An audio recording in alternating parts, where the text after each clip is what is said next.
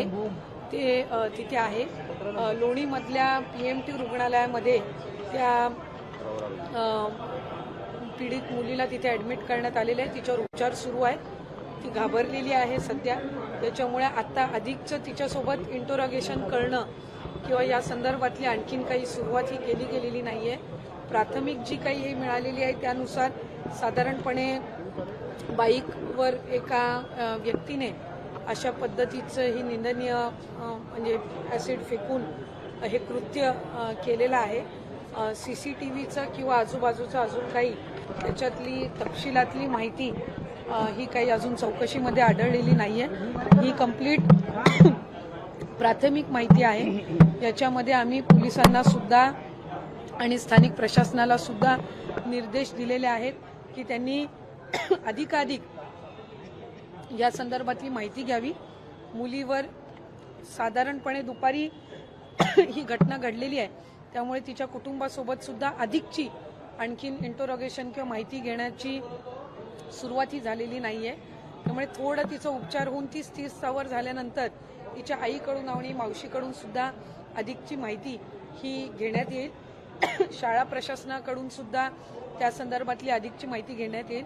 शासनाची आणि महिला व बालविकास विभागाची जी मनोधैर्य योजना आहे याच्यातून आम्ही त्या कुटुंबाला त्या पीडित मुलीला आर्थिक सहाय्य करण्याच्या दृष्टिकोनातून स्थानिक पातळीवरून प्रस्तावाची मागणी केलेली आहे आणि तिच्या उपचाराची त्या पद्धतीनं जी जबाबदारी आहे ती शासन घेत आहे. काही पण आरोपी फरार आहे आणि त्यामुळे बोललं जाते सरकार नेमकं करतं नाही, कायदा सुव्यवस्था नाहीये, पॅनिक क्रिएट होते, तणावाचं वातावरण परिसरामध्ये निर्माण झालं. आत्ता जी मी आपल्याला माहिती दिली ही प्राथमिक आहे. या संदर्भातली सविस्तर सखोल चौकशी करण्याचे आदेश हे शासनाच्या वतीने गृह विभाग आणि महिला व बालविकास विभागाच्या वतीने सुद्धा स्थानिक पोलीस प्रशासनाला दिलेले आहेत.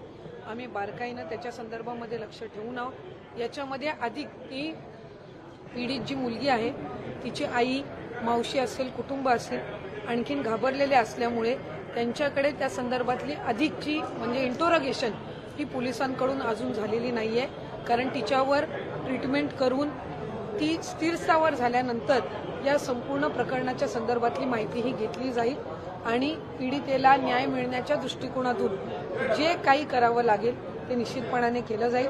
मी स्वतःसुद्धा SP-सोबत त्या ठिकाणी बोलली आणि आरोपीच्या संदर्भातली जी काही सखोल चौकशी आहे ती सुरू आहे. तिथे आजूबाजूला कुठले CCTV कॅमेराज आहेत का तर या संदर्भामधली सुद्धा त्या ठिकाणी स्थानिक पातळीवर सर्व पोलीस यंत्रणेच्या माध्यमातून ती चौकशी सुरू आहे. पण काही प्राथमिक कारण समजलंय नाही, अजून साधारणपणे त्या संदर्भात ती जी पीडित मुलगी आहे तिच्यावर उपचार सुरू आहेत. साधारणपणे 7% 60% बर्न्स हे तिला आहेत आणि तिच्यावर उपचार सुरू असल्यामुळे ती घाबरलेली असल्यामुळे तिने त्या आरोपीचा जो आहे त्याचा चेहरा बघितलेला आहे का, कोण परिचित आहे का, ह्या संदर्भातली तिची जी काही आत्ताची मानसिकता आहे त्याच्यामुळे ती स्थिरस्थावर होईपर्यंत त्याबद्दलची अधिक तिला असे प्रश्न विचारून तिला मानसिकरित्या आणखीन त्या ठिकाणी टॉर्चर करण्यापेक्षा ती स्थिरस्थावर झाल्यानंतर तिचे म्हणजे थोडी स्टेबल झाल्यानंतर ती असेल, तिची आई असेल, मावशी, मला जी प्राथमिक माहिती मिळाली त्यानुसार ती मावशीकडे राहते त्याच्यामुळे त्यांची सुद्धा अधिकची माहिती त्यांच्याकडून सुद्धा घेतली जाईल. प्रसंगी शाळा प्रशासनाची अवतीभोवती जे त्यावेळेला होते त्यांनी त्या जो काही आरोपी आहे त्याला बघितलेला आहे का तर या संदर्भातल्या तपशिलामध्ये पोलीस यंत्रणा ही त्या ठिकाणी जात आहे आणि आरोपी हा सोडला जाणार नाही, त्याच्यावर कडक कारवाई ही केली जाईल आणि कुटुंब म्हणून किंवा ती पीडित म्हणून तिला मनोधैर्य योजनेअंतर्गत आम्ही लवकरात लवकर आर्थिक मदत करण्याच्या दृष्टिकोनातून प्रस्ताव तयार करण्याच्या सूचना दिल्या. तुम्ही स्वतः जाणार आहात का भेटायला? दुर्दैवी ही घटना आहे. मी प्रथम तर आत्ता तिच्यावर लोणीमधल्या PMT रुग्णालयामध्ये उपचार सुरू आहेत. मी स्वतः तिच्या आईसोबत आणि मावशीसोबत संपर्क साधण्याचा माझा प्रयत्न आहे. त्या आत्ता हॉस्पिटलमध्ये त्या मुलीच्या सगळ्या याच्यामध्ये असल्यामुळे अजूनपर्यंत माझा प्रत्यक्षात त्यांच्याशी संपर्क झालेला नाहीये. पण स्थानिक पोलीस प्रशासन, इथलं आमच्या विभागाचे जे अधिकारी आहेत यांच्यासोबत माझा सातत्याने संपर्क सुरू आहे. आमचा हा प्रयत्न राहील की तिला लवकरात लवकर एका बाजूला आरोपी पकडलं जाणं, त्याच्यावर कडक त्याला शिक्षा होणं, पण त्याचबरोबर पीडितेला न्याय मिळत असताना तिला लवकरात लवकर आर्थिक सहाय्य मिळवून देणं कुटुंबाला, या दृष्टिकोनातून विभाग म्हणून आम्ही पाठपुरावा करून पावलं उचलत आहोत.